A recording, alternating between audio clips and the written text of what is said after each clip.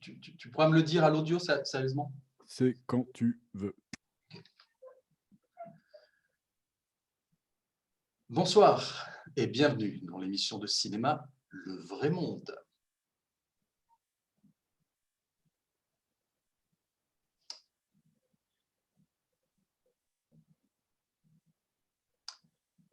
Il y a quelques jours est parue dans le quotidien anglais The Independent une histoire bouleversante sur un cochon, un vrai cochon à qui un éleveur a confié la gestion d'une ferme pendant quelques jours.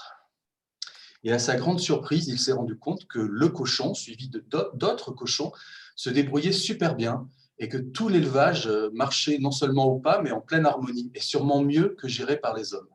Alors la question avec l'ouverture des salles de cinéma et les 40 films qui sortent en salle actuellement, c'est savoir à qui aurait-on dû confier la gestion de ces sorties en salle qui sont pléthoriques, beaucoup de films sortent, est-ce qu'on n'aurait pas pu les étaler davantage dans le temps? Il paraît que non. En tout cas, cochon ou pas cochon, on va recevoir aujourd'hui dans Le Vrai Monde deux réalisateurs, Aurélien Vergne-Lermusio pour Vers la bataille et puis Charlène Favier pour son film Slalom, car ils sont, à leur manière, des rescapés de l'éclipse que nous avons vécue pour les salles de cinéma. Leurs films sortent actuellement pour Slalom et la semaine prochaine pour Vers la bataille, et ça valait bien un coup de chapeau.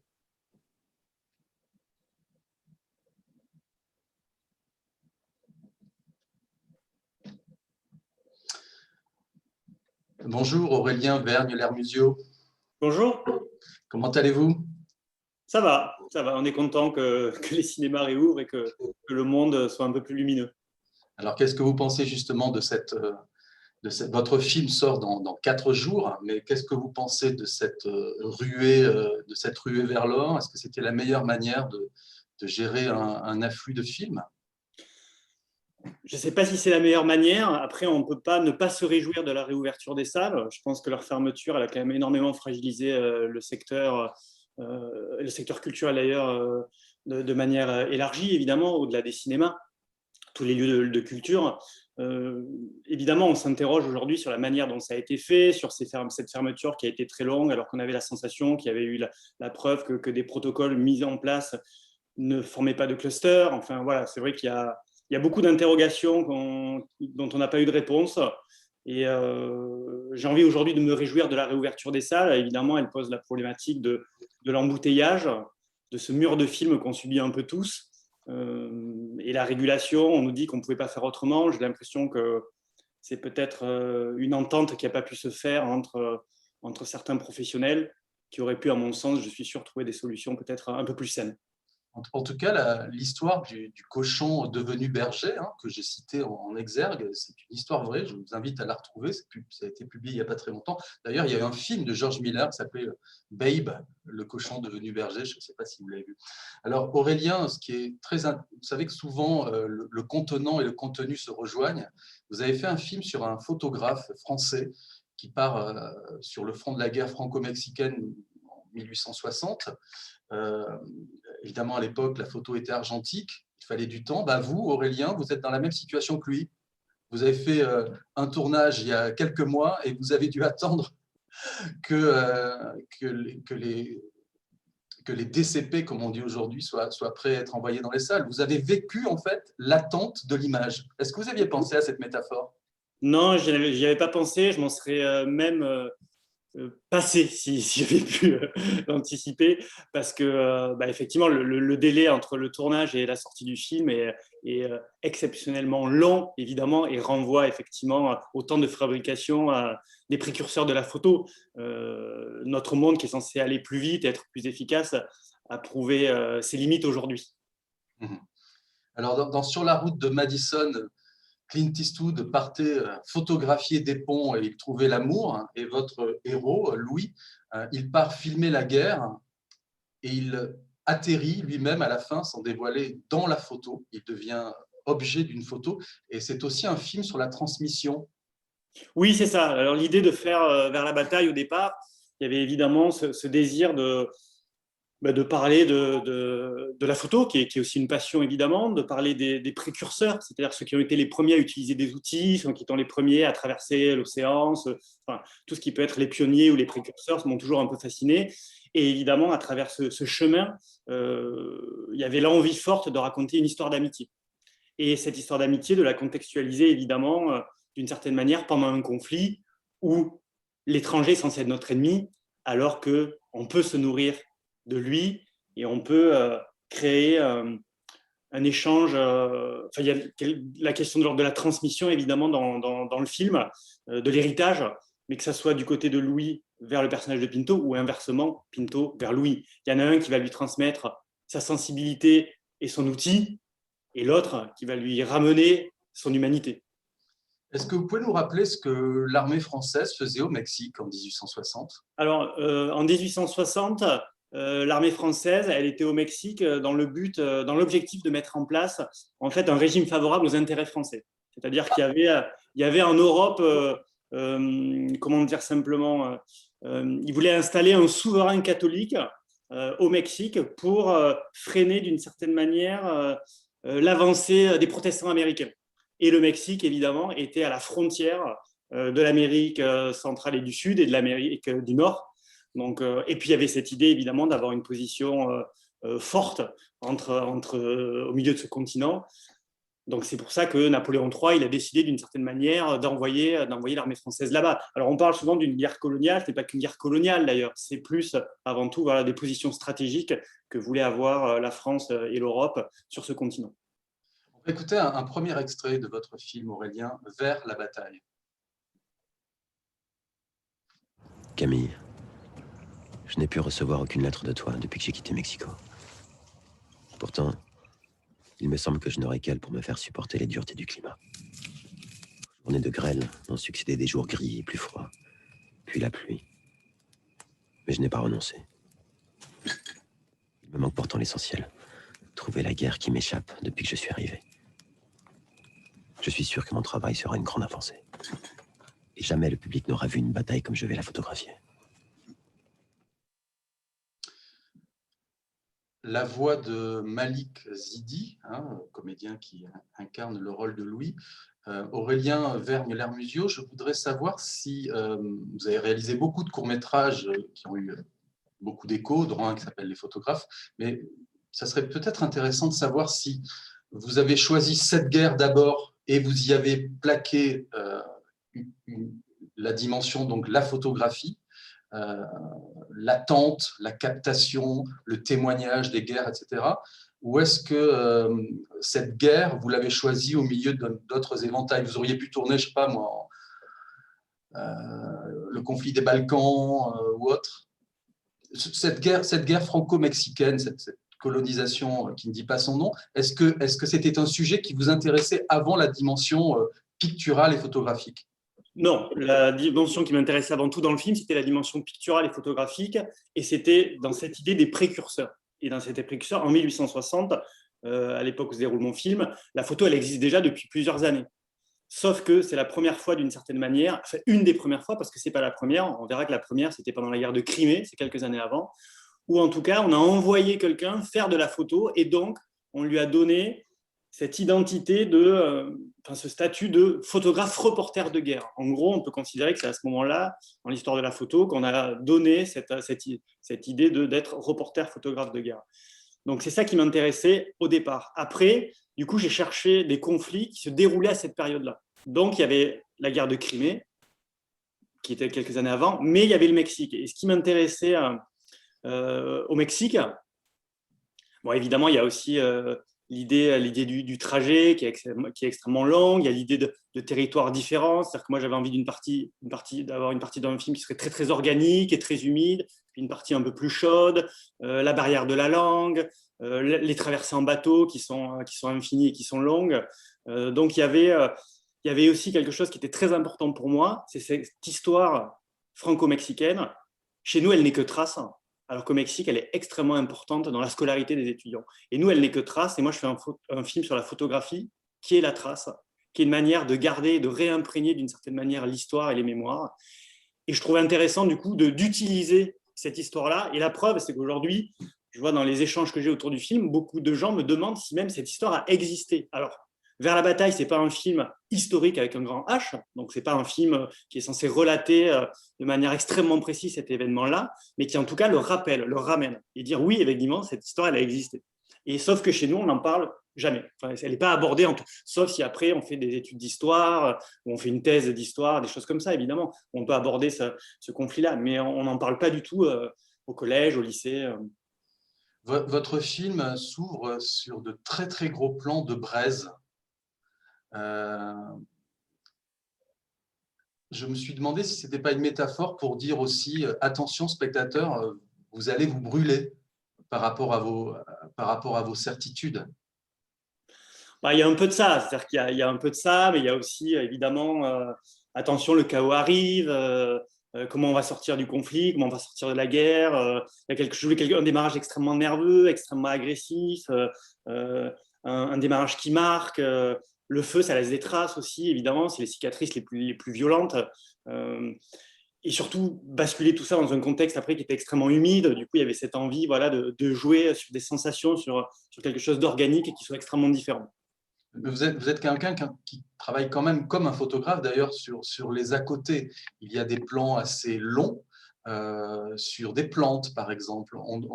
Alors, bien sûr, le décor s'y prête, mais j'ai l'impression que c'est au-delà de ça. C'est-à-dire que vous amenez le spectateur de cinéma à avoir la même attention sur les choses que doit l'avoir un photographe dans le cadre de son métier.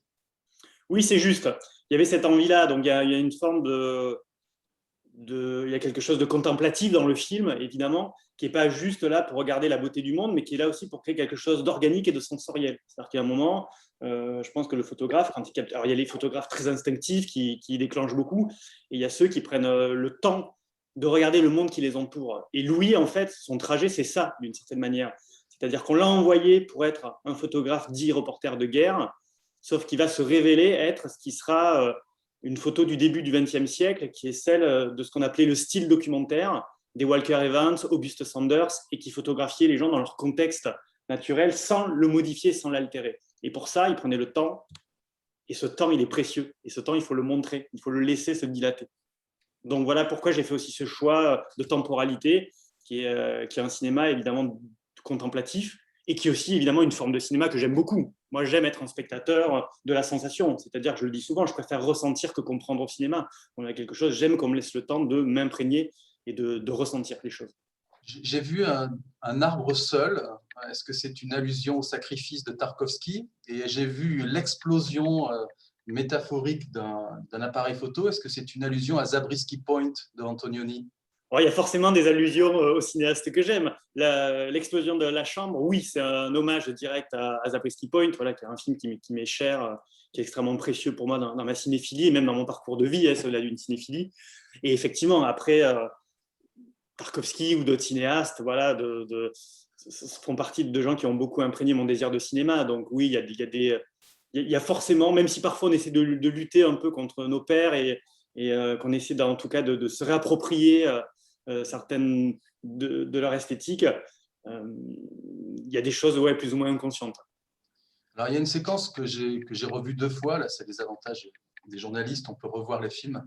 C'est la séquence dans la maison close, dont je me suis demandé si c'était un rêve, puisqu'elle intervient après que votre héros Louis est à terre, allongé, blessé. Et vous la filmez, en fait, il y a un doute. Alors, c'est logiquement un rêve. C'est une séquence en plus qui dure 4-5 minutes, où on lui demande de payer sa venue, son bain, etc. Racontez-nous un petit peu la manière dont cette séquence, vous avez tourné en 5 semaines, je crois, hein, donc assez peu, la manière dont cette séquence est agencée. Alors, c'est une séquence qui est arrivée très tôt dans le scénario et qui est... alors, j'aime plutôt ce que vous dites, c'est-à-dire que je ne vais pas vous dire si c'est un fantasme ou la réalité. J'ai l'impression que vous l'avez malgré tout bien comprise. C'était une manière pour moi de... Alors, c'est aussi la maison close, c'est le quotidien de la guerre. C'est-à-dire que dans ces conflits-là, il y avait des maisons closes. Hein, on allait se détendre d'une certaine manière avec les locaux, les locales. Hein. Et ça fait partie du conflit. J'avais envie que ça existe dans le film. Après, j'avais envie que ça existe d'une certaine manière. C'est-à-dire qu'à un moment, ça ramène... bon, ça nous sort d'une nervosité qui est en place à ce moment-là dans le film. Ça nous amène ailleurs. Ça devait avoir quelque chose d'un peu majestueux. C'est aussi une des rares fois où on voit Louis prendre une photo. Ça questionne tout ce qui est de l'ordre de la brillance et de la lumière. On sort de quelque chose qui était très organique avant, très sombre, très boueux. C'est un ensemble d'éléments comme ça, et cet agencement d'éléments devait nous permettre, spectateurs, de comprendre si on est dans le réel ou si on flirte avec le fantasme. Et on aurait pu le rendre beaucoup plus précis. C'est-à-dire qu'on a tourné des éléments qui nous permettent de dire oui, c'est un fantasme, ou non, ça n'en est pas un. Et on a gardé cette ambiguïté. Donc, il y a une ambiguïté qui est que, évidemment... Après, j'ai l'impression que ça fonctionne parce que les échanges que j'ai autour de cette séquence-là, beaucoup de gens comprennent que malgré tout, oui, par rapport au plan d'avant et au plan d'après, c'est de l'ordre presque de la folie aussi, qui est une folie douce. Mais elle est douce et à la fois, elle est âpre. Il y a quelque chose de... C'est beau, mais c'est un peu cruel.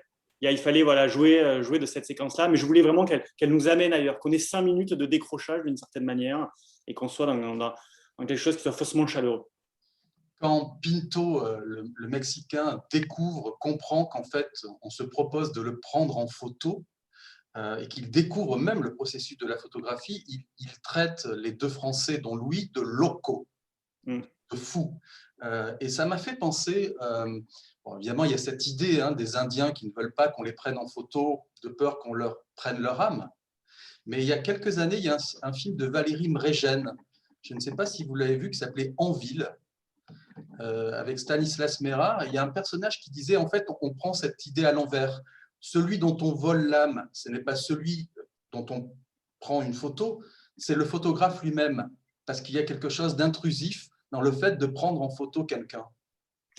Évidemment, il y a quelque chose d'hyper intrusif dans le fait d'être photographe. Moi, je me suis beaucoup documenté. Bon, j'aime la photo depuis toujours, mais je me suis beaucoup documenté sur les photographes reporters de guerre quand je faisais le film, et quelle que soit l'époque à laquelle ils travaillent. Et je me suis toujours posé la question de cette manière où ils ont de déclencher devant le drame. C'est-à-dire que parfois, il y en a où on sent bien qu'au moment où ils appuient, la seconde d'après, la balle part et peut tuer. Il y en a qui ont photographié la balle en train de traverser des gens. Et il y en a qui photographient les corps déjà disparus. Donc, effectivement, il y a quelque chose d'hyper intrusif et de l'âme. Et je ne sais pas si la question de l'âme, elle est plus liée à celui qui disparaît ou à celui qui est derrière l'objectif et qui doit... Il y a aussi cette question morale, évidemment, qui prend beaucoup de place. Et Pinto, moi, là, j'en joue comme quelque chose de... lui, il ne sait pas ce que c'est que la photo. Donc, il découvre ce que c'est que la photo et imaginer... que son image puisse apparaître sur quelque chose de manière instantanée quasiment, c'est quelque chose qui pour lui est de l'ordre de la folie. Et il y a un pendant à tout ça qui est pour moi la plus belle séquence du film, c'est quand Pinto est en transe face à la nature la nuit comme un feu d'artifice sensoriel et que Louis le regarde. Louis aperçoit cet homme mexicain d'une autre culture pour qui le plus beau des films, c'est la nature et ce n'est pas la représentation de la nature. Exactement. C'est-à-dire, c'est faire corps avec l'environnement dans lequel on vit et c'est beaucoup plus fort de l'appréhender physiquement que d'en garder une trace matérielle d'une certaine manière. Et Pinto, il représente ça. Il représente cette connexion avec la nature que Louis a perdue et que Louis va réapprendre à ressentir d'une certaine manière. C'est ça leur trajet, c'est ça qui se lègue. C'est-à-dire que, encore une fois, Louis va lui ramener quelque chose de matériel, un outil qu'il va pouvoir se réapproprier et utiliser. Et Pinto, il va lui ramener à nouveau cette connexion avec la nature, avec la sensorialité. To shoot, en anglais, ça veut dire à la fois tuer et tourner. Exactement. Et tourner un film. Alors, Stanley Kubrick avait fait un film qui s'appelait Les Sentiers de la Gloire pour montrer l'absurdité d'une partie de l'armée française. Le film a été interdit en France pendant 30 ans. Vous, dans votre film, on entend quand même des phrases comme « Les Français sont des mauviettes ». Oui, je pense qu'il faut interroger. C'est de la fiction, mais je pense que le film, il interroge évidemment.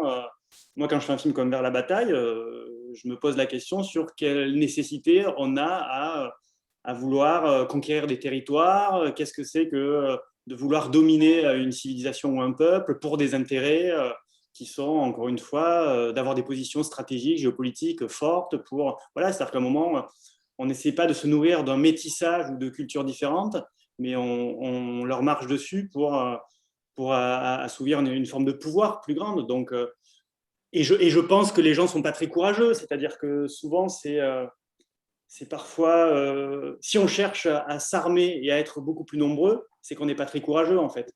Si on l'était, on serait capable d'affronter les autres à armes égales et ce n'est pas le cas. Je suis en train de relire le livre de Henri David Thoreau qui s'appelle Walden ou La vie dans les bois.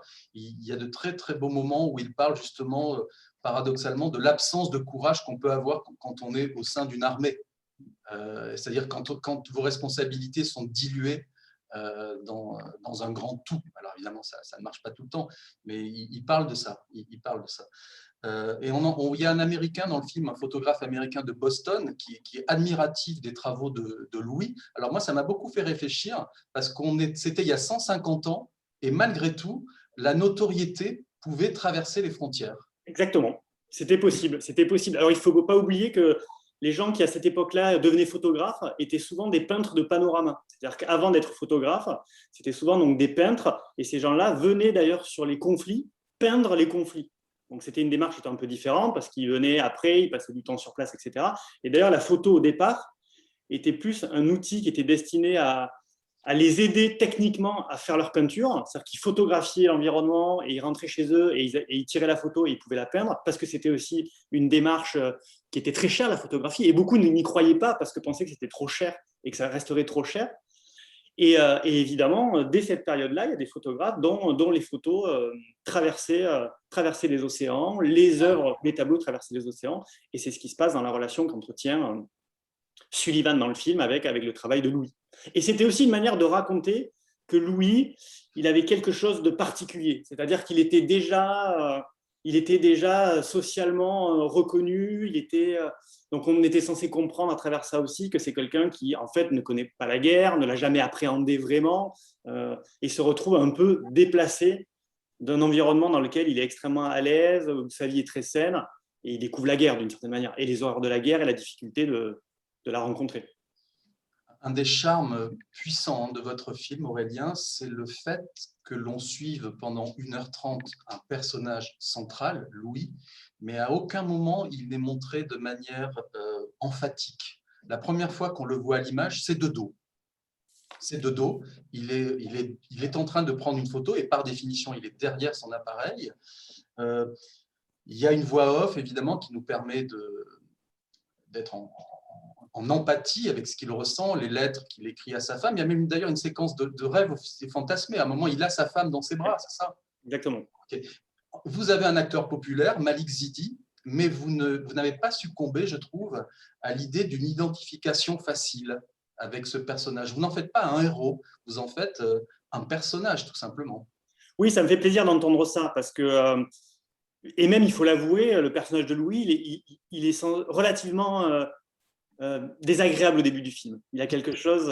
Il fait pipi sur des scorpions. Oui, il y a quelque chose, c'est un personnage qu'on n'a pas vraiment envie d'aimer dans la première demi-heure du film. Et c'est fait exprès, évidemment. C'est-à-dire que parce qu'il est antipathique, il va aussi, à travers les rencontres qu'il va faire et à travers, comment dire, d'une certaine manière, l'évolution du trajet du personnage, il va s'élever aussi humainement. C'est-à-dire qu'il va réinterroger son parcours de vie, et c'est aussi parce qu'il le réinterroge que son passif ressort d'ailleurs, et qu'il va essayer de résoudre à travers le film.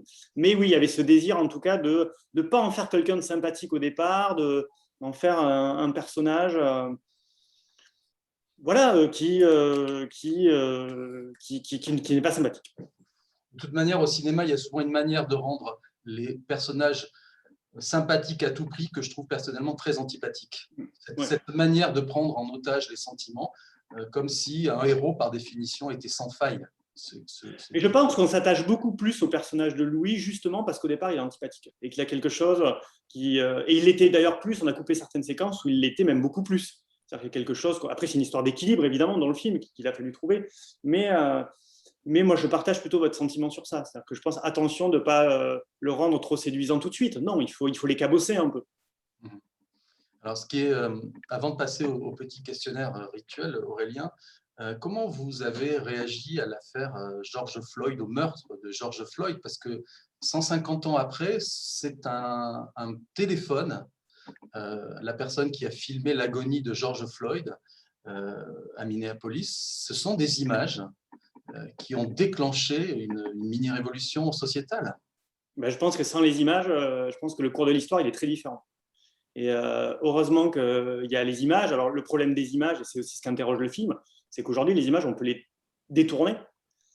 Et on le voit d'ailleurs au quotidien dans nos vies, c'est-à-dire que parfois, la même vidéo sur des chaînes différentes, elle est racontée d'une manière différente. Donc, elle nous montre le monde d'une manière différente. Sauf que si je pense que ce drame n'est pas mis en image, je ne suis pas sûr que le parcours qui vient de se révéler soit le même. Parce qu'il n'y a pas de traces et parce que voilà, et parce qu'il y a une impunité parfois sur certaines positions sociales qui aident ou qui en fragilisent d'autres. Donc la photo ou l'image, la vidéo, elle a servi à ça. Après, je pense qu'il faut faire attention. Les images truquées, elles existent depuis les prémices de la photo et elles existeront toujours. Et aujourd'hui, là où c'est encore plus difficile, c'est que même les vidéos, maintenant, aujourd'hui, on peut les truquer. Donc, référence aussi, j'ai parlé de Clint Eastwood au début de l'émission, à son film Mémoire de nos pères, où il raconte le trucage qui a été fait sciemment par l'armée américaine sur le planté de drapeaux sur une colline japonaise. Qu'est-ce que vous vouliez faire à Figeac de votre vie, Aurélien, quand vous aviez 10 ans? Vous êtes né à Figeac, dans le Lot. À 10 ans, vous vous destiniez à quoi? C'était quoi votre grande photo de vie? quand j'étais, figurez-vous que déjà à 10 ans à Figeac, je voulais faire du cinéma. C'est-à-dire que j'ai toujours eu envie de faire ça. C'est quelque chose qui m'a porté depuis la plus petite enfance. Au primaire, je marquais déjà sur les petites fiches qu'on remplit que je voulais faire du cinéma. Alors, c'est très abstrait à l'époque, parce que je ne viens pas du tout d'une famille d'artistes, parce qu'on a eu la télé tard à la maison, parce que en fait, je lisais des magazines de cinéma. C'est-à-dire je lisais des résumés de films qui étaient les histoires de films que je ne voyais pas. Donc, j'ai fait un peu ma cinéphilie comme ça un temps avant de découvrir le cinéma. Et déjà, j'ai eu ce désir-là. Et c'est vrai que c'est quelque chose qui a été tout le temps porteur.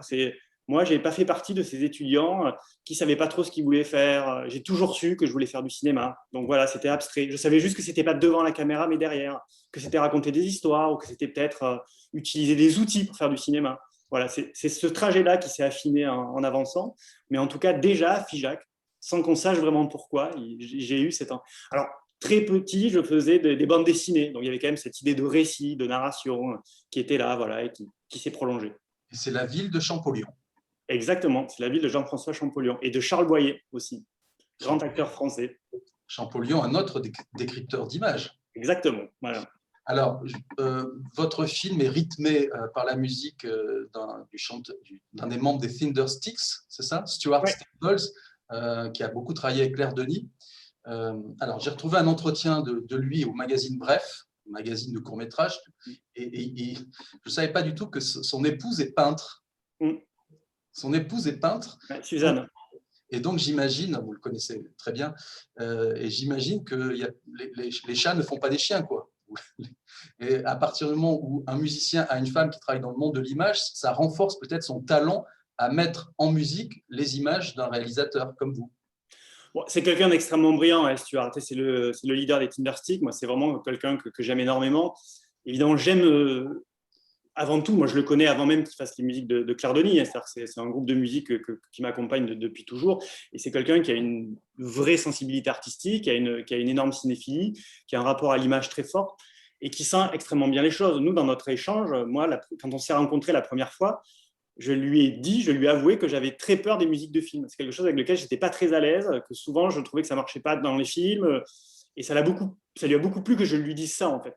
Et que j'arrive pas à la bouche en cœur en disant c'est super, on va travailler ensemble, ça va être génial. Non, mais notre premier échange a vraiment été sur des réserves musicales, à dire attention, peut-être qu'on va faire des choses, mais qu'on ne les gardera pas, parce que je ne suis pas sûr que ça marche. Et après, bon, c'est quelqu'un qui sent très très bien les choses. C'est un dialogue qu'on a ensemble. Moi, je lui laisse aussi beaucoup de liberté, mais comme c'est quelqu'un qui est sensible et qui sent les œuvres, il est très vite assez juste. Moi, une de mes rares indications, c'était que je voulais une musique contemporaine. Je voulais surtout pas une musique qui vienne dater le film, qui vienne appuyer les émotions. Et Stuart, il n'a jamais été dans ça. Il a toujours été dans quelque chose qui est très proche de l'image, qui est très juste, qui souligne à la fois des états émotionnels, mais sans faire des petits violons pour qu'on pleure. Aurélien Vergne-Lermusio, vous êtes prêt pour le questionnaire rituel? Je suis prêt.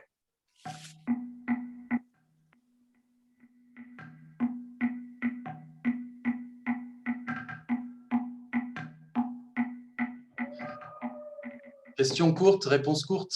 Nous avons une deuxième invitée, Charlène Favier, pour le film Slalom, que vous avez vu, je crois d'ailleurs, Oui, Aurélien. j'ai été le voir hier, justement, pour la réouverture des salles. On peut peut-être lui dire quelques mots. Alors, où étiez-vous lors du passage à l'an 2000, le 31 décembre 1999 à 23h59? Alors, au passage à l'an 2000, j'étais dans une voiture avec des amis sous une pluie torrentielle à la frontière du Lot et de la Corrèze, et on cherchait une fête qu'on ne trouvait pas. Et vous l'avez trouvé depuis? Oui, on a fini par la trouver. On a dû arriver à minuit et demi ou quelque chose comme ça. Quel est le livre que vous avez le plus offert? Alors, j'ai eu du mal à choisir parce qu'en fait, il y a 2 livres que j'offre beaucoup. Du coup, je vais citer les 2. C'est-à-dire que ça dépend de mes humeurs. C'est-à-dire qu'il y a la Conjuration des imbéciles de John Kennedy Toole que j'offre en général quand je suis extrêmement joyeux, mais pas que d'ailleurs. Qui fait partie, en tout cas, voilà, des 2 livres que j'aime transmettre et que j'aime partager.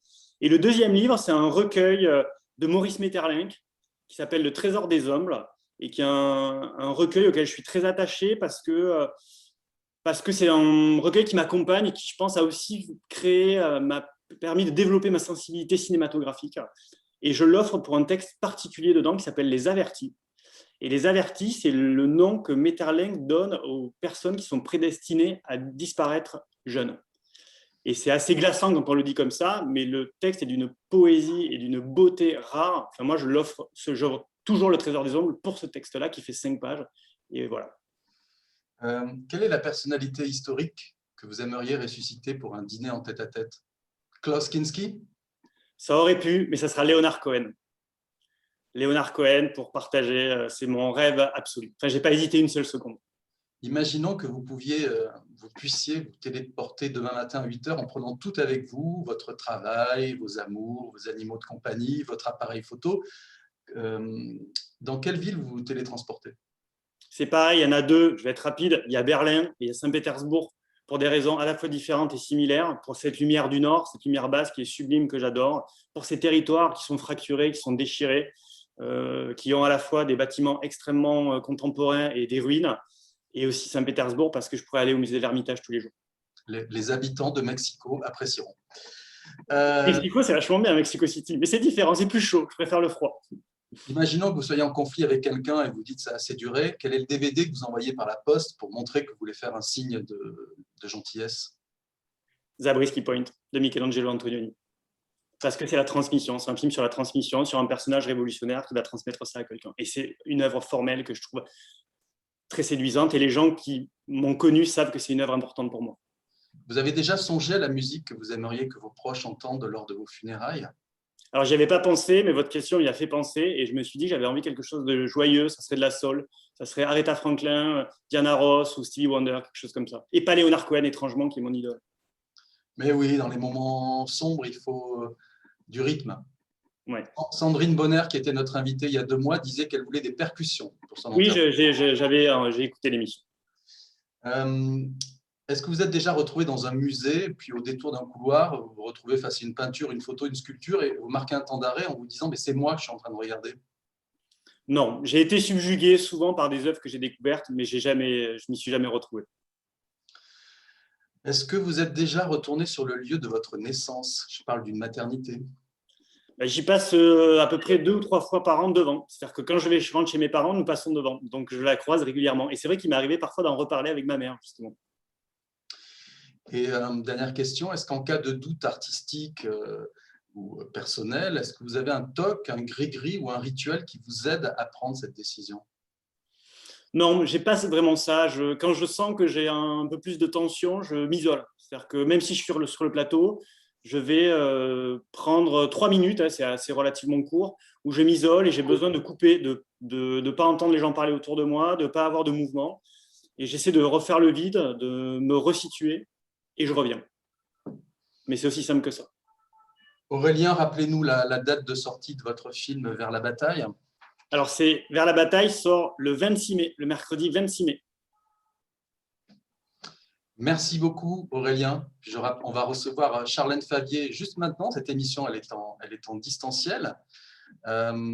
Bonjour Charlène Favier, excusez-nous de vous avoir fait un petit peu attendre, mais la photo est un art qui demande du temps. Suzanne Sontag disait « La photographie, c'est un secret qui se rajoute à un secret ». Charlène Favier, vous êtes la réalisatrice de Slalom. Oui, bonjour. Enchantée, bienvenue dans Le Vrai Monde. C'est pas vous, c'est pas à votre film qu'un Premier ministre et une ministre de la Culture ont donné leur imprimatur artistique hier soir, mercredi soir. Si, ouais, c'était super. C'était la surprise du jour. Mais je suis très heureuse que les ministères et les ministres, parce qu'on a la ministre des Sports qui vient demain soir à Montreuil présenter le film. Donc, c'est vrai qu'on ne s'attendait pas, parce qu'on est aussi le Premier ministre et la ministre de la Culture qui viennent aussi voir le film. Mais c'est très, très bien, parce qu'il y a un immense chantier à faire pour lutter contre les violences dans le sport et pas que dans le sport d'ailleurs. La pédocriminalité aussi et plein d'autres choses, même si ce n'est pas un film qui est que là-dessus, parce que je n'ai pas envie qu'on le réduise qu'à son sujet. Mais en tout cas, voilà. Ce qui était très beau aussi, c'est de voir surtout l'émotion. Il y avait énormément d'émotions dans leur regard. Ils étaient bouleversés quoi, par le film. Et donc ça, c'était super. Alors écoutez la bande-annonce de votre film, Charlène Favier, Slalom. Lise Lopez, 15 ans, 1m60. Va falloir que tu t'accroches. Personne ne va te faire de cadeaux ici. À partir de demain, c'est 10 heures de sport par semaine, en plus des cours et des entraînements le week-end. Hop, hop, hop, hop, hop, hop. Tu donnes tout, là? Non, je regarde un peu. Je t'ai laissé 20 messages au moins cette semaine. Je rentre, je suis crevée, je m'écroule. Tu vois le mec derrière toi, c'est le coach de l'équipe de France. Et il pense que t'as rien à foutre ici. Il est toujours comme ça, Fred. Avec lui, c'est plus il te casse, plus tu l'écoutes, et plus tu l'écoutes, meilleur tu deviens. Je veux savoir ce que t'as dans le ventre, là, hein?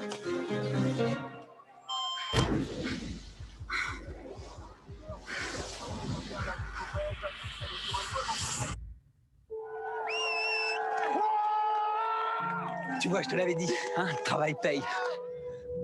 Une fusée. Championne de France.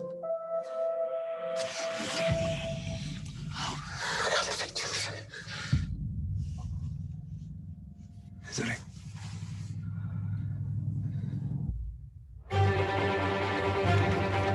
Hé, tu te relèves, on dirait une gamine, là.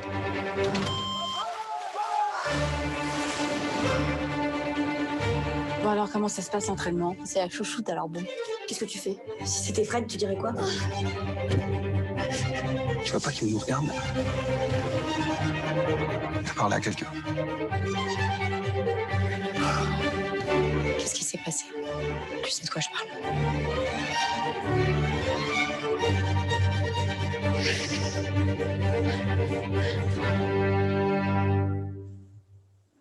Rien de tel que des violons pour attirer l'attention dans une bande-annonce.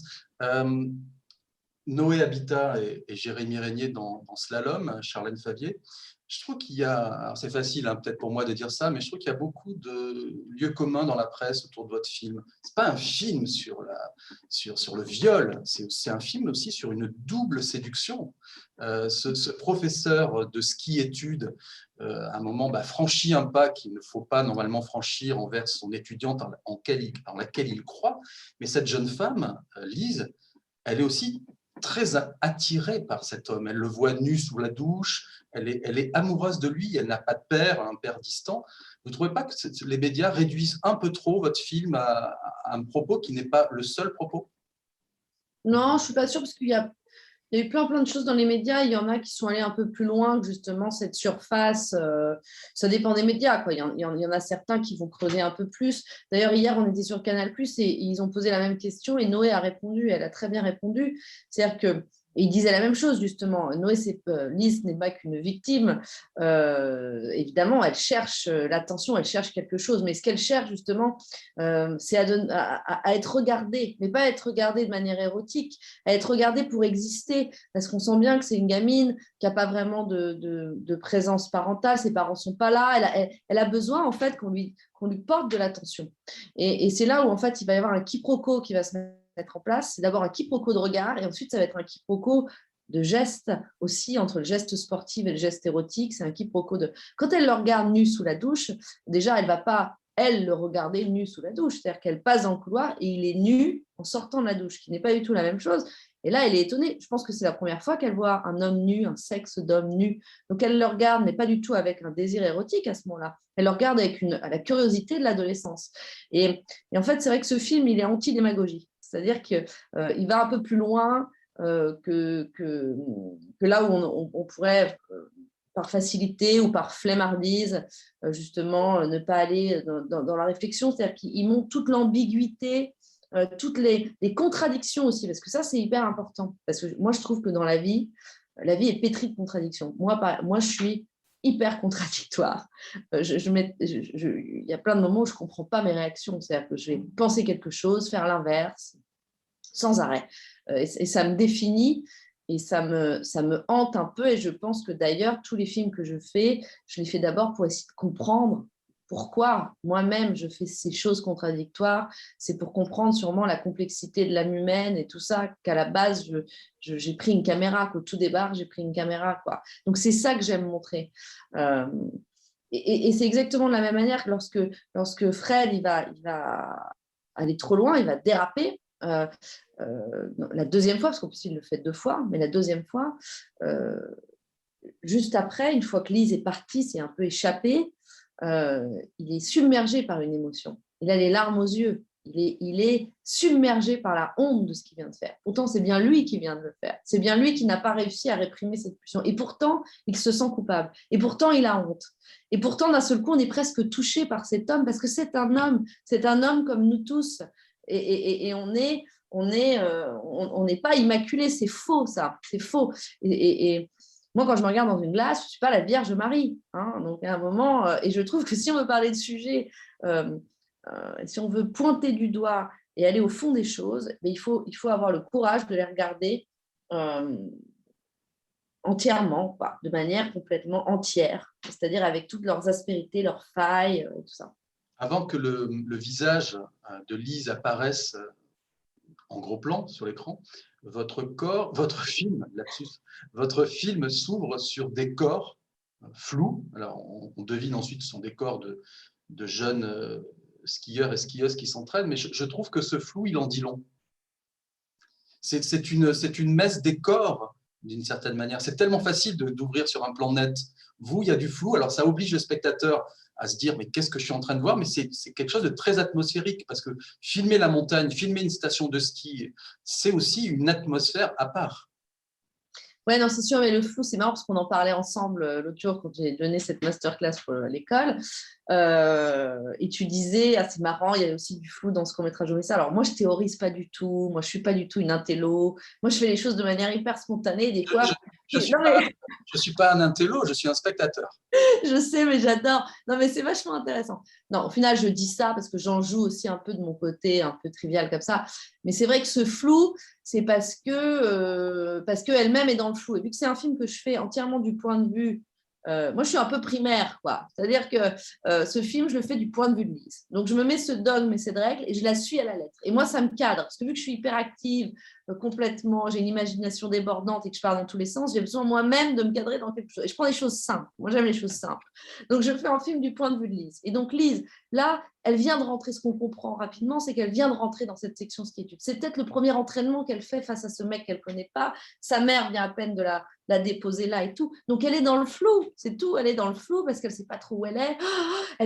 Elle veut faire cet exercice le mieux possible. Son corps, tout de suite, il est sollicité aussi. Et quand on fait, moi je fais beaucoup de sport toujours, mais il y a des moments comme ça quand on est un peu dans une espèce on est dans un suspense avec soi-même et qu'en même temps on sollicite son corps dans un effort physique, on est dans un espèce de flou comme ça, il faut qu'on refasse le focus. Là en plus il y a Fred, il y a sa mère, il y a les gamins, il y a les autres, enfin bon, donc elle est dans le flou tout simplement, donc je la filme floue, et puis petit à petit on sent qu'elle essaye de maîtriser son souffle, de maîtriser ses pensées, de se maîtriser elle-même. Et pourquoi est-ce qu'elle fait ça? Le deuxième plan du film, c'est le regard de Fred. Elle le fait pour lui. Et pas parce qu'elle veut lui plaire et coucher avec lui. Elle ne sait même pas ce que c'est que coucher avec un homme. Elle le fait parce qu'elle veut être regardée par ce prof et elle veut essayer d'être quelqu'un, quoi, tout simplement. C'est ça aussi, c'est la quête identitaire. Aussi, être quelqu'un, exister. Qui est-ce qu'on est à 15 ans? On ne sait pas qui on est. On ne sait pas ce corps, comment il est fait. On ne sait rien, en fait. Donc, on s'accroche au moindre truc, quoi. Alors, vous avez dit, Charlène, il y a quelques minutes que vous vouliez faire un film justement qui ne soit pas monolithique, et c'est très réussi. On peut aussi voir votre personnage de Lise comme un des premiers personnages de la génération Z à l'écran. C'est-à-dire qu'elle n'est pas forcément très sympathique, cette jeune fille. À un moment, elle veut même pas apprendre sa leçon. La femme de Fred qui l'accueille lui fait s'interroger sur la phrase « selon que vous serez puissant ou misérable », etc. Elle lui fait une leçon et en gros, elle lui dit « tu sais, j'en ai rien à foutre de tout ça ». Et donc, c'est la génération Z du tout de suite. Et en même temps, le fait d'être en ski-études, le fait de découvrir la sexualité, l'amène à découvrir ce qu'est le temps de l'apprentissage. Et ça, je trouve que votre film le relate très bien. Ça pourrait être une petite peste, cette fille. Ouais, alors c'est marrant. Non, pour moi, là, je ne suis pas allée aussi loin je suis allée ailleurs, en tout cas. Pour moi, si elle lui dit « j'en ai rien à foutre », c'est qu'à ce moment-là du film, elle habite chez eux. Pas vraiment, en fait, parce qu'elle en a envie, mais parce que, en fait, sa mère ne l'a pas récupérée et qu'elle ne sait pas vraiment où elle peut être, où elle peut aller. Et en fait, ce qu'elle ne peut plus faire, c'est vivre seule. Donc, elle se retrouve là-bas. Et donc, en se retrouvant là-bas, en fait, elle se persuade que finalement, elle y est pour quelque chose de très, très, très important. Et c'est toujours ce Fred qui est très, très, très, très important à ses yeux. Sauf que Fred n'habite pas seul. Fred habite avec sa compagne Lilou. Et d'un seul coup, il y a une espèce de trio très étrange et qu'elle ne sait pas du tout comment se placer dans ce trio-là. Et qu'elle est très mal à l'aise, en fait. Et que d'un seul coup, en plus, Lilou, elle sent qu'il y a quelque chose bizarre. Ça ne lui fait pas super plaisir, finalement, que cette petite vienne s'installer chez eux, même si elle est prête à tout, Lilou. On la sent aussi un peu sous l'emprise de son mec, et donc qui est Fred, même si elle est prête à tout jusque-là, Lilou, pour voir son mec épanoui et donc pour espérer avoir elle aussi une vie épanouie en couple. Donc il y a des espèces de malaise et du coup elle réagit comme une gamine, tout simplement, qui quand elle ne sait pas quoi faire, elle est agressive. Moi, j'étais comme ça et je le suis encore un peu, parce que je suis restée un peu au stade de l'adolescence, moi, des fois, dans mes réactions. Mais c'est-à-dire que des fois, on est mal à l'aise et tout. Si on est un peu impulsif, si on est hypersensible, c'est l'hypersensibilité aussi qui peut d'un seul coup. Donc, pour moi, ce n'est pas une génération Z, tout ça, je ne sais pas ce que c'est. Alors, ça, c'est comme quand on me parle du femelle gaze et tout. Moi, c'est des trucs, là, c'est des termes, tout ça qui m'échappent un peu. Pour moi, c'est juste une hypersensible et une gamine qui ne sait pas comment se comporter. Et la seule arme qu'elle a, c'est la meilleure défense, c'est l'attaque. La seule arme qu'elle a, c'est qu'elle attaque. Voilà, c'est tout. Slalom, c'est... En fait, c'est juste, en fait, encore une fois, comme tout le reste du film, et comme je pense, c'est comme ça que je suis, et c'est comme ça que Noé est, en plus, dans la vie, la comédienne, c'est qu'on est très impulsive, on est très... on réfléchit et on agit de manière très spontanée. D'ailleurs, Noé, elle travaille comme ça, et moi, je travaille comme ça. Et ce personnage, il est comme ça. Donc, c'est-à-dire que ça sort d'elle, elle ne maîtrise pas, quoi. Elle n'a pas le... Ouais. Alors, Lise est la fille d'un couple séparé, c'est sa mère que l'on voit à l'écran, dans la narration, et il y a une séquence magnifique quand elles sont allongées dans un lit, et la mère confie à sa fille, tu sais, je t'aime, en gros, hein, j'ai confiance en toi, il m'a fallu du temps, etc., etc. Mais il y a un détail qui est intéressant, c'est qu'elles ne se regardent pas. Elles sont toutes les deux allongées, enlacées, et il n'y a pas ce regard de la maman vers la fille. Je parle du regard ce qu'on avait Aurélien vers Musio tout à l'heure. Il n'y a pas de regard entre elles. C'est une fusion qui n'a pas besoin de regard. Non, alors, c'est parce qu'en fait, c'est une fausse fusion là aussi. En fait, ce qui se passe, c'est que là, à ce moment-là, la maman, elle lui dit quelque chose de terrible pour Lise. Et en fait, c'est ça qui fait pleurer Lise. C'est qu'elle lui dit « Je suis fière de toi, ma chérie, tu vas y arriver ». Et là, en fait, elle n'a rien compris. C'est-à-dire que là, Lise, elle a compris à ce moment-là qu'elle a été abusée, elle a mal, elle sent qu'il y a quelque chose de très négatif, elle sent qu'elle doit s'enfuir et sa mère ne comprend pas. Sa mère lui dit « Je suis fière de toi, ma chérie, tu vas y arriver ». Alors que là, l'enjeu de Lise, c'est plus du tout la course, même si, faut pas le révéler, mais bon, c'est plus vraiment la course. L'enjeu, il est ailleurs. Il faut qu'elle se sauve, quoi. Donc, il y a un truc qui est terrible. Et en même temps, cette mère, elle est bienveillante quand même. C'est-à-dire que ce n'est pas une mauvaise mère, c'est une mère qui fait comme elle peut, avec ce qu'elle a, avec ce qu'elle a compris, avec sa vie, avec tout ça. Et donc, la mère est bouleversée aussi parce qu'elle sent que sa fille est bouleversée, elle pense que c'est le stress de la compétition, en fait. Elle pense que c'est le stress. Elle a senti quand même, quand elle est arrivée dans l'appartement, qu'il y avait un truc bizarre. Elle voit un peu des bleus sur le corps de Lise, elle sent qu'il y a quelque chose de bizarre. Mais Mais voilà, donc c'est toujours, voilà, encore une fois, on est dans la contradiction. Et c'est pour ça d'ailleurs qu'il n'y a pas de regard, parce qu'en fait, elles sont incapables de se regarder dans les yeux, parce qu'en fait, elles ne se comprennent pas. Et elles ne se comprennent pas. Là, je ne suis pas du tout en train de les juger. Elles ne se comprennent pas parce qu'en fait, elles sont dans deux mondes qui sont complètement séparés. Et ce n'est pas un jugement, mais en tout cas, elles ne sont pas capables non plus de se regarder dans les yeux et de comprendre exactement ce qui se passe chez l'une ou chez l'autre. Je voudrais vous féliciter pour la fin de votre film, Charlène. En le revoyant, je me suis rendu compte de la radicalité de sa fin. C'est une fin à la fois qui nous oblige à atterrir, mais qui se termine par deux mots, tout simples. Et ces deux mots, c'est « mais non ». Mais non. Et c'est presque... On va le dire, ça va. C'est le seul truc déjà que tout le monde raconte tout sur le film. Alors là, plus personne va aller voir le film. Pas du tout, parce qu'on peut dire mais non dans tout un tas de situations de la vie. Mais ce que je trouve très beau, c'est qu'il n'y a pas d'emphase dans la fin de votre film. Mais non. Aurélien, vous avez vu le film de Charlène hier. D'abord, est-ce que Charlène, vous avez 3 minutes pour écouter la question de Aurélien? Est-ce que vous avez un peu de temps? Je fais attendre la réunion. Ouais, je fais attendre un peu la réunion. Okay. Aurélien, est-ce que vous êtes resté depuis le début de l'émission? Est-ce que vous voulez poser une question à Charlène? Je n'ai pas vraiment de question à lui poser. C'est que moi, j'ai été voir le film hier du coup, pour la réouverture des salles. Et ce que je trouve assez chouette, c'est que bon, déjà, c'est des univers qu'on connaît peu au cinéma, voire pas. Enfin, moi, je ne crois pas avoir vu de film sur le milieu du ski. Donc, il y avait quelque chose qui m'intriguait beaucoup sur ça. Et il y a quelque chose que je trouvais hyper immersif dans la manière de filmer les descentes. C'est-à-dire qu'il y a quelque chose, quand on est spectateur de salle de cinéma sur un grand écran, il y a une forme de virtuosité, d'efficacité, et ce n'est pas péjoratif que de dire ça, dans les descentes. Il y a quelque chose que je trouvais vraiment hyper spectaculaire. Et le film, après, je le trouve intéressant justement sur cette ambiguïté dont on parlait au début. C'est-à-dire que il y a une ambiguïté, quelque chose de nocif, mais des deux côtés. Il y a quelque chose qui est un peu malaisant entre les deux, et c'est ça qui, je trouve, est aussi une des forces du film. Voilà. Et le film, ce n'est pas 50 nuances de gris, c'est 50 nuances de neige. Ouais. De blanc. De blanc.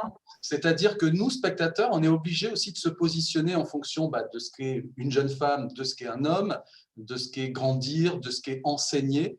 Et votre film, en 1h30, Charlène Fallier, il brasse beaucoup de choses, et tout en gardant une patte esthétique assez forte. On voit des reflets de néon sur les pare-brises. Enfin, je veux dire, on est aussi dans un autre monde. La perte de la virginité chez une jeune femme, ça peut être montré de manière très cash, hein, il y a des réalisateurs qui font ça, mais vous, c'est montré aussi dans un écrin visuel, grâce aussi à votre chef-op. On est dans un autre monde. Ouais, non, mais ça, c'est très important. D'ailleurs, Aurélien, quand tu disais l'efficacité, c'est pas péjoratif. Moi, j'adore l'efficacité. Moi, j'adore les films américains. Donc, pour moi, c'est pas du tout péjoratif. C'est même une grande nécessité que ça soit efficace, le cinéma. Et c'était vachement important que ça soit pas un film mou, que ce soit un film qui soit ambigu, mais on comprenne très clairement et qu'on s'ennuie pas et qu'on soit dans un tempo comme ça très soutenu et qu'on soit à la fin finalement soulagé avec elle, quoi, et qu'on puisse souffler enfin. Mais c'était quoi là? Je suis un peu fatiguée parce que et oui, la promo, ça fatigue, hein, Charlène. Pourtant, vous aviez 6 mois pour vous préparer. Hein. Ça fait 6 mois qu'on est là, qu'on sort mais qu'on sort pas. Et là, finalement, on est sorti. Et du coup, je me suis rendu compte, une journée, en fait, c'est fait, quoi. Alors, tout ça pour ça. Je me disais, c'est quand même dingue. C'est-à-dire qu'on se met dans des étapes impossibles, on fait des tas de trucs et tout. Pour en fait. Et ce qui était super. Ah oui, non, j'ai la transition. Ce qui était super, c'est que moi, j'ai fait la journée de sortie avec mon équipe. Parce que mon équipe, c'est ma famille, c'est mes potes. Sans eux, j'aurais jamais fait ce film. Hein. Ce film, on l'a fait en 5 semaines avec 1 million d'euros. Donc, autant vous dire que c'est le talent de toute une équipe avec moi, c'est leur bienveillance. Je veux dire, ça a été. En plus, on a tourné dans des conditions extrêmes. Enfin, voilà, donc j'étais avec mon premier assistant, ma co-scénariste, il y a le monteur qui passe, il y a le chef-op, il y a les rôles secondes. Enfin voilà, tous ceux qui veulent venir étaient avec nous hier et donc ça partait, revenait, c'était vraiment super. Et donc Yann Marito, ouais, c'est vraiment un ami depuis très longtemps. Il a fait tous mes courts-métrages, on s'est rencontrés en 2011, lui il débutait aussi, donc on a grandi ensemble. Et pour moi, l'esthétique au cinéma, c'est hyper important. J'adore ça. En fait, c'est presque ce que je préfère. l'écriture, pour moi, c'est toujours un peu rébarbatif. C'est toujours un peu... moi, ce que j'aime, c'est la fabrication du film et c'est créer des images, vraiment. Les plans au sol, voilà. Et moi, ce que j'adore, c'est me dire, voilà, qu'est-ce que j'ai sous la main? C'est pour ça que j'adore la contrainte. J'ai dû couper 30 pages de scénario 2 semaines avant le début du film, parce que Canal+ n'est pas venu sur le film. Et moi, j'ai adoré faire ça. Comme j'ai adoré me dire, on va être que du point de vue de Lise. Toute manière, ça tombait bien, vu qu'on n'avait pas de figurants et pas d'argent pour les filmer. C'était beaucoup plus simple de filmer que Lise. Donc, c'était parfait. Mais moi, j'adore ça, parce que du coup, ça m'oblige à me canaliser dans une direction. Et là, avec Yann, on a utilisé tout ce qu'on avait sous la main pour exacerber chaque enjeu de chaque séquence, toujours du point de vue de Lise. Donc, les couleurs, les costumes, toute la mise en scène avec les choix de plans de caméra. Par exemple, dans la scène où elle le frappe, là, on a fait un travelling compensé, on s'est dit on va mettre le paquet parce qu'il faut vraiment qu'on sente cette espèce de cœur qui se soulève. Et puis finalement, ce rouge, il est arrivé parce que moi, je m'emmerdais un peu pendant cette séquence. On était en place là-bas, puis je dis à Yann, je dis à toute mon équipe, mais on s'emmerde, c'est nul, c'est chiant, j'ai déjà vu ça 1000 fois. Allez, et si on mettait des gélates rouges sur les fenêtres, il n'y a pas de lumière, là, c'est juste le soleil qui éclaire, qui passe à travers les vitres. On a mis les gélates rouges, donc ça nous a pris 3 secondes. Et là, d'un seul coup, c'est devenu un truc complètement... C'était presque un film de genre, et on s'est dit, oh, on y va, quoi, c'est génial. Voilà, ça a été tout comme ça, quoi. C'était un espèce de lab créatif, ce film. Comme il y a plein, c'est marrant, j'aime bien parler un peu de technique, parce qu'on n'en parle jamais. Mais toutes les séquences de voiture, on est dans un garage, c'est l'équipe qui secoue la voiture, et on vidéoprojette la route derrière, parce qu'on n'a pas les moyens, on n'a pas de voiture travelling. Donc là, toute l'équipe secoue la voiture, la fameuse scène avec Vivaldi, ils sont dans un garage, on se pèle, il fait -10 dans le garage, toute l'équipe secoue la voiture, et donc on a dit, bon alors, qu'est-ce qu'on fait? On va faire des vidéoprojections, parce qu'un vidéoprojecteur, ça ne coûte pas cher. Tac, on a mis les trucs. En remontant d'une nuit de tournage, on a fait des pelures, c'est-à-dire qu'on a tourné comme ça avec la caméra. Voilà, ce film, il est fait que de briques et de broc.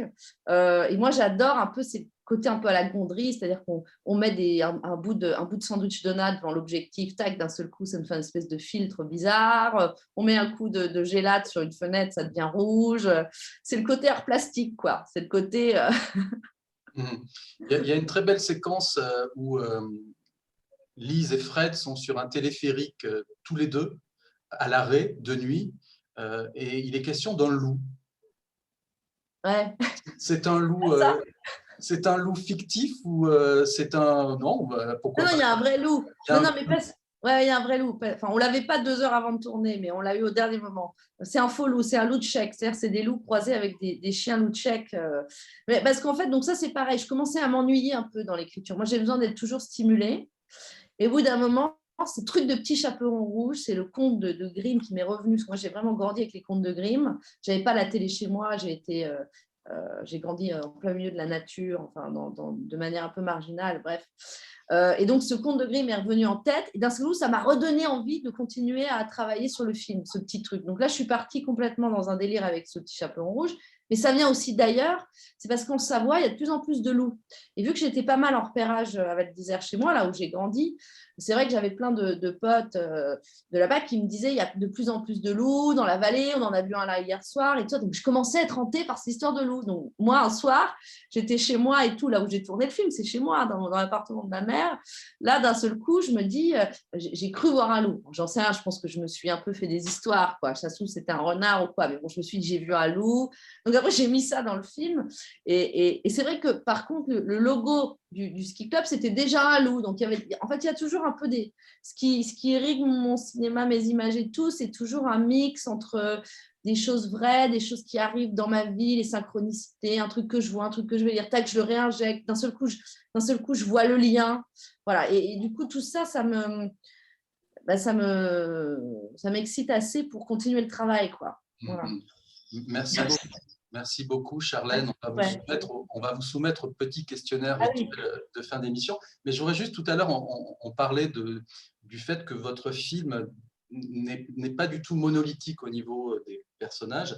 Et je me souviens là d'une remarque que dit Fred. À un moment, il dit les règles d'une femme, ça marche avec la lune, c'est cosmique, c'est beau. Et ça, un prédateur sexuel ne le dirait pas. C'est-à-dire que c'est un homme qui est un prof de ski qui est confronté chaque année à des étudiants et des étudiantes et qui donc il sait aussi ce que c'est un corps. Et le simple fait qu'il dit cette phrase le dédouane de ses éventuelles turpitudes. Ouais, j'adore cette séquence, j'adore cette phrase. Et ça, c'est Antoine Lacomblesse qui a été mon consultant sur le film qu'il a écrit, cette phrase de dialogue. Et j'adore, je trouve que c'est une des plus belles phrases de dialogue du film. Bon, moi aussi, j'adore tout ce qui est cosmique et tout. Hein. Je suis un peu comme ça. Mais c'est vrai que c'est parce qu'un entraîneur, et cet entraîneur-là, c'est pas un serial abuseur. C'est la première fois pour moi qu'il dérape. On va assister à son premier dérapage. Et j'espère que ce sera le dernier. Peut-être qu'il ne le refera plus jamais. Il sera vacciné à tout jamais, j'espère, si on veut projeter les choses plus loin. C'était très important, ça, que ça soit quelqu'un de normal. Parce que si je racontais cette histoire en faisant du personnage de Fred un fou, un malade mental, vraiment quelqu'un qui est...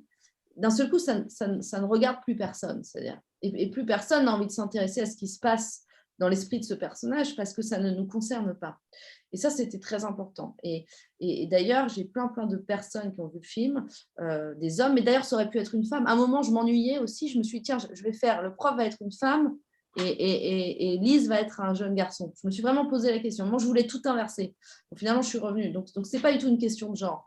Mais j'ai eu des hommes, des entraîneurs qui sont venus voir à la fin de certaines projections que j'ai fait en Rhône-Alpes, en Savoie et tout ça, qui m'ont dit, mais je me suis retrouvée dans Fred, vraiment. Il me le disait un peu en chuchotant à l'oreille, il me disait, on est vraiment presque comme ça. Et là, d'un seul coup, de voir ça, de m'identifier autant, ça m'a permis aussi de prendre conscience du danger. Et ça leur permettait de prendre conscience oui, du fait qu'il faut être ultra vigilant. Ça repose un peu les limites. Et ça ne marche pas par le grand discours analytique, mais ça marche juste par la sensation. Parce que d'un seul coup, ils se sont sentis connectés à ce personnage. Sting de Police a fait une très belle chanson sur les troubles mutuels entre les enseignants et les étudiants qui s'appelait Don't Stand So Close to Me. Et je ne sais pas si vous vous souvenez de cette chanson. Et il racontait que vraiment les troubles, ils étaient, par définition, un trouble ne peut pas se contrôler. Il peut se juguler, mais il ne peut pas se contrôler. Charlène Fabier, où étiez-vous le 31 décembre 1999 à 23h59 ? Aurélien, lui, cherchait désespérément une fête en Corrèze. Non, moi, je n'ai aucun souvenir, mais je pense que j'étais à Val d'Isère parce que j'étais pas mal là-haut. Mais bon, je ne sais même pas quel âge j'avais. En 2000, je devais avoir 16 ans, quoi. Donc, je ne sais pas. Ouais, parce que moi, j'ai commencé à faire la bringue assez tôt. Donc, à mon avis, je devais faire la bringue à Val d'Isère, je pense. Ouais. Quel est le livre que vous avez le plus offert ?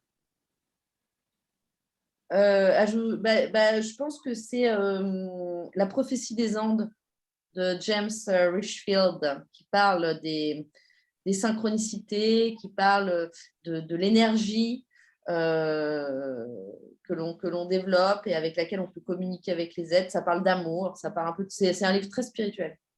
Si vous pouviez ressusciter une personnalité historique pour un dîner en tête-à-tête offert par Fréquence Protestante ? Je sais pas, mais moi j'aime bien, j'aurais adoré rencontrer Philip Seymour Hoffman, cet acteur que j'adore. Est-ce que vous êtes déjà retrouvé dans un musée, puis en déambulant sans penser à rien, vous vous retrouvez face à une photo, une peinture, une sculpture et vous dites, mais en fait c'est moi ? Ouais, mais ça m'est arrivé il y a longtemps. Je devais avoir 17-18 ans et j'étais venue à Paris et j'avais vu une expo de Modigliani qui était au Jardin du Luxembourg de nuit. C'était incroyable. Ils avaient éclairé les peintures d'une manière qui était incroyable et j'ai pleuré tout le long de l'exposition en regardant ces peintures que je trouve magnifiques. Et je pense que j'étais très mélancolique. J'étais dans un... Voilà, et d'un seul coup, ces visages, cette mélancolie, cette profondeur, ça m'avait vraiment bouleversée. Si demain matin, vous pouvez tout prendre avec vous, votre travail, votre amour, votre famille, vous partez où demain matin à 8h vivre ? En Patagonie. Prévoyez un double test PCR, Charlène. Non, parce que je ne reviendrai pas, je reste là-bas. Imaginons que vous soyez en conflit avec quelqu'un, vous dites ça a assez duré, quel est le DVD que vous envoyez par la poste pour faire preuve de votre bonne foi ? Danse avec les loups, mon film préféré fétiche que j'adore et que j'ai revu pendant le confinement. Il y a 2 films que j'ai revus pendant le confinement, des films que j'adore. C'est Danse avec les loups et Gorille dans la brume. J'ai pleuré comme une madeleine. J'adore ces films. Mais ça, c'est mon amour pour la nature, les animaux et tout ça. Je suis très, très fleur bleue avec tout ça, moi. Le réalisateur de Gorille dans la brume nous a quittés, Michael Apted nous a quittés il y a quelques mois. Est-ce que vous avez déjà songé à la musique de vos funérailles, Charlène? Non. Est-ce que vous êtes déjà... Ça vous laisse toujours un peu pantois, hein? C'est bizarre. Non, je n'ai même pas choisi la mienne, donc je respecte ceux qui n'ont pas choisi la leur.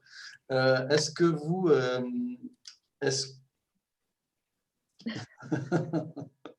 Votre interjection me déroute. Est-ce que vous êtes déjà retourné sur le lieu de votre naissance, à la maternité? Ah non, alors là, pas du tout. Et est-ce que vous avez, avant de prendre une grande décision, Charlène, est-ce que vous avez un toc, un gris-gris ou un rituel? Non. Non, je crois pas. Non, je ne suis pas vraiment un toc. Enfin, ce dont j'ai besoin pour me sentir bien, et donc je pense avant de faire face à quelque chose d'un peu complexe, c'est d'être dans la nature. Moi, c'est de me reconnecter aux énergies de la nature. Donc, c'est d'aller marcher au bord de la mer, marcher dans une forêt, m'asseoir sur un caillou, enfin voilà, n'importe quoi, mais il faut que je me connecte à la nature. Merci beaucoup, Charlène. Votre film Slalom est sorti mercredi dernier et je vous encourage à aller voir le film d'Aurélien Vergne-Lermusio, qui est toujours avec nous, qui s'appelle Vers la bataille et qui sort la semaine prochaine. Merci à tous les deux de nous avoir permis de briser l'iceberg de non-films dans les salles. Merci à vous. Merci. À bientôt. À bientôt. Au revoir. Merci.